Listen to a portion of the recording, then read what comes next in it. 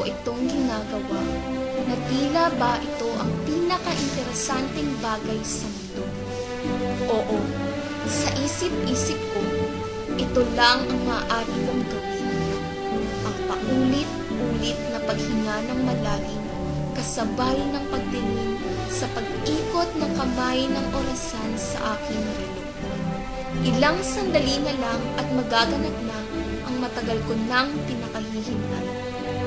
Makakamit ko na ang matagal ko nang pinapangarap. Hindi ko maipaliwanag ang nararamdaman ko ngayon. Natutuwa ako dahil sa wakas, narating ko ang bahagi nito ng aking buhay. Nakapagtapos ako. Ngunit, nalulungkot din ako dahil ang mga taong gusto kong pag-alayan nito ay wala ngayon para saksihan ang pagtatapos ko. Si Inay at si Itay, na ngayon ay parehong masaya na, kapiling ang Diyos. Nagpatuloy ang pagbuga ng maruming usok ng pabrika.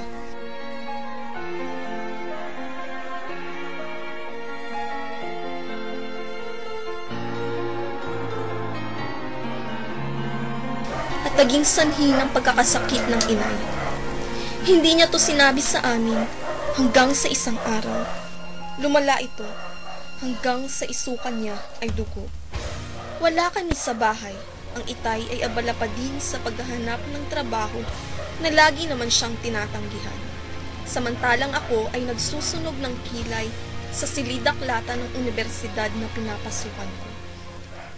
At ng gabing yun, ang gabing hindi ko pinangarap na umuwi sa bahay. Nadatnan ko na lang ang inay na nakahandusay sa sahig, malamig at hindi na humihinga. Kasunod noon ang balitang nagpatigil pansamantala ng paghinga ko.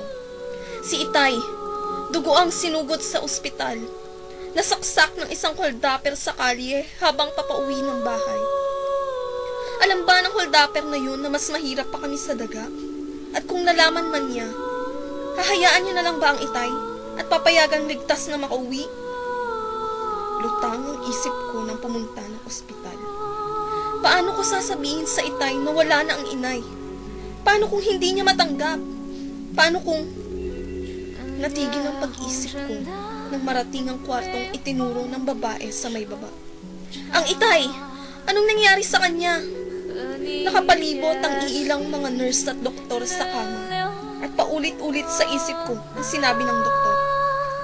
Time of death. Patay na ang Itay. Isang gabi, sa loob lamang ng isang gabi, kinuha ang dalawang pinaka-importanteng tao sa buhay ko. Marahil iniisip niya.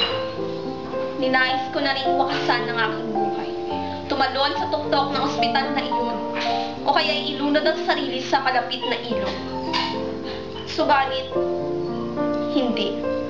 Sa halip, lumapit ako sa kanya, sa Panginoong Diyos.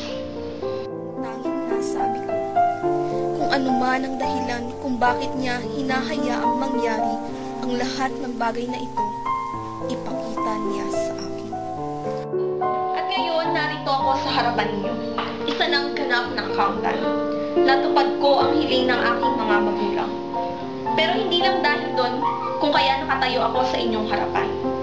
Nang gabing yun, nang tanungin ko siya kung ano ang gusto niyang ipakita, kung bakit nangyari ang mga insidenteng iyon sa aking buhay. Nalaman ko na ang sagot. Ang kinamatay ng magulang ko, dahil yon sa pagiging pipi, bingi, at bulag ng gobyerno sa nangyayari sa paligid. Marami ng masamang nadudulot ng mga kumpanya sa bayan namin. Oo, patuloy nga ang pag-unlad nila.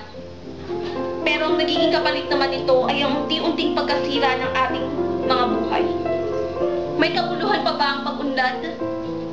Sinabi ng Diyos sa Biblia, ibigin mo ang iyong kapwa na gaya ng iyong sarili.